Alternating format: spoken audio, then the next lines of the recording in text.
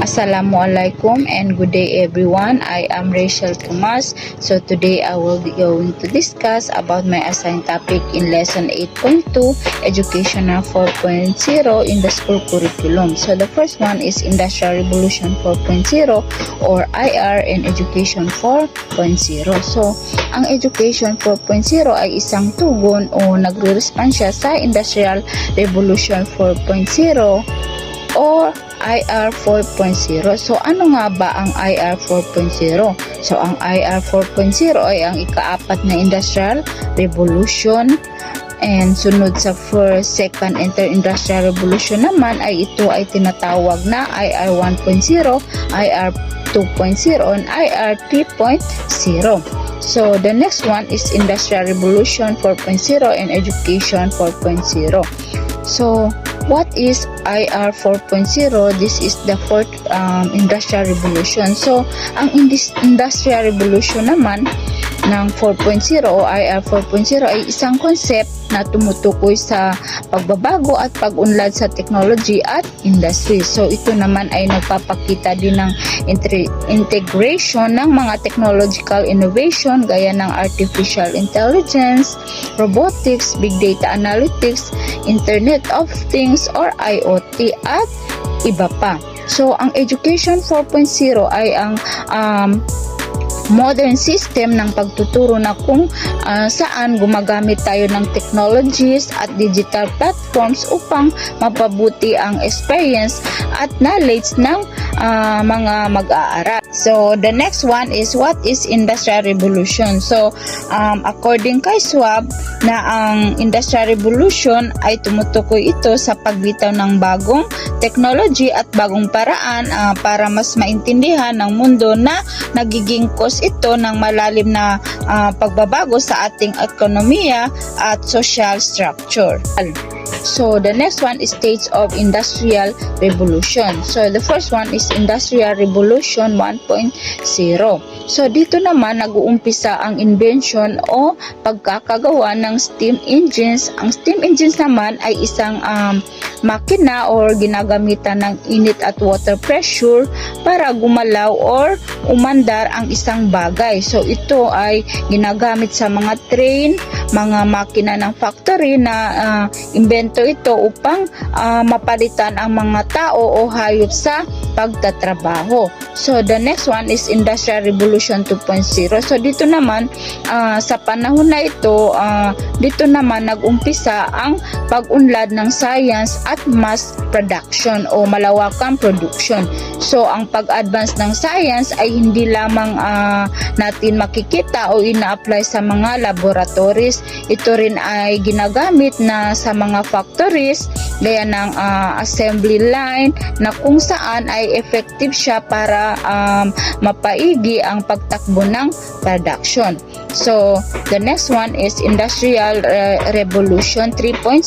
So 20th century ng mga in 20th century nag-umpisa ang digital world sa pamamagitan ng partial automation gamit ang memory, programmable controls at computer. So from analog, electronic and mechanical devices sa IR 3.0 is the digital technology na yung ginagamit natin na kung saan dahil dito is nagkaroon ng malaking pagbabago sa mga industry lalo na sa global communication kasi di ba dati is gamit lang natin is magpapadala tayo ng sulat, ngayon ay nag-umpisa ang IR 3.0, mas napadali ang pagpapadala ng message gamit ang text.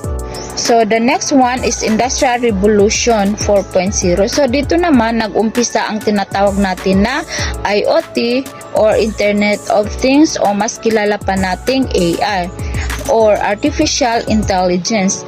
Kung mapapansin natin, nag-umpisa ito sa panahon natin ngayon, 21st century, meaning to say we are connected in everything and everywhere dahil sa revolution, dahil sa evolution na ito. Dahil din sa AI is yung paggagamot ng stem cell which is isa siyang sakit na pwede na siyang gamutin gamit ang genetic sequencing and editing. So, here are some statistics schools should consider to be relevant. So, the first one is 80% ng skills na na-train last 50 years ago ay kaya ng lampasan or mas higitan ng mga machine.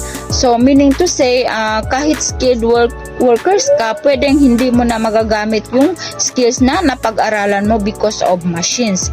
And the number 2, 60% naman ng mga bata na pinanganak year 2018, sa kanila naman mag-uumpisa or sila ang nag-uumpisang magtrabaho ng job na hindi na iimbento or umpisahan sa panahon ngayon. So, kung ano mang job yun, so hindi na natin alam dahil hindi pa siya invented. And the number 3 is 49% ng current jobs ay posibleng mapalitan ng mga machine, which is actually nangyayari na siya ngayon, di ba? So kung mapapansin natin na meron ng mga fast food chains na operated na ng mga machine, no? Especially sa ibang bansa sa Japan. So, most of their store is operated na siya ng machine. At minsan, kahit wala nang nagbabantay, walang tao, so namamanage pa rin yung kanilang store. So, the next one is which the efficiency of machine routinized jobs can be done by machine with greater efficiency than human laborers.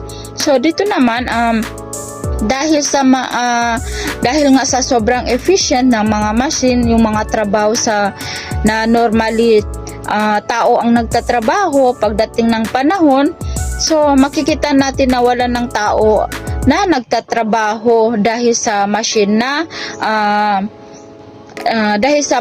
ang gagawa nun, dahil nga mas efficient ito or mas maganda kaysa human laborers. Kasi kung isipin natin, di ba, kung machine operated na is di na nila need ang mga kukuha ng tao, magpasweldo ng tao, dahil mas nakokontrol na nila ang trabaho dahil sa machines. So the next one is 10 skills demanded by IR 4.0. So we have 10 here. The first one is complex problem solving, critical thinking, creativity, people management, coordinating with others, emotional intelligence, judgment and decision making, service orientation, negotiation, cognitive flexibility. So, sa Education 4.0, importante na dapat nating isama ang mga program outcomes, course outcomes, and ang learning outcomes na nakafocus sa pag-develop ng 10 skills, which is yung mga nabanggit kanina, para maging mas successful ang IR 4.0. So, the next one is course content must be necessarily. So, dito naman, sa pagbuo ng course content, importante na isama at integrate din natin yung ating skills. So, dapat nating ituro ito at i-welcome yung mga machine and ibang features na nadala ng IR 4.0.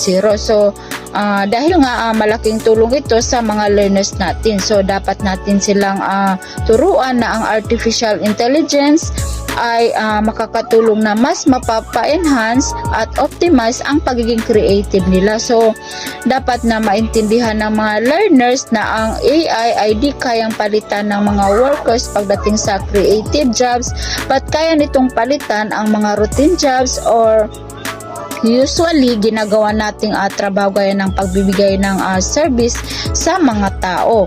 So, the next one is model of teaching shall be flexible. So, dito naman, meaning to say, yung mga teaching methods, strategies, and activities na considered sa top skills na kailangan para ma-success yung IR 4.0 ay dapat mas ma-develop pa ito. So, yung mga problem-based learning, project-based learning, service learning, immersion, or etc. ay mga regular features naman ng teaching learning methods and strategies. So, the last one is assessment of learning will not be limited to paper and pencil test. So meaning dito naman sa assessment of learning is dapat di lang limited or focus sa paper and pencil test. So ang pag-assess naman ng knowledge, skills and values is dapat natin gawin sa pamagitan ng mas authentic na modes of assessment. Example here is yung performance based assessment na actual na ginagawa ng mga learners.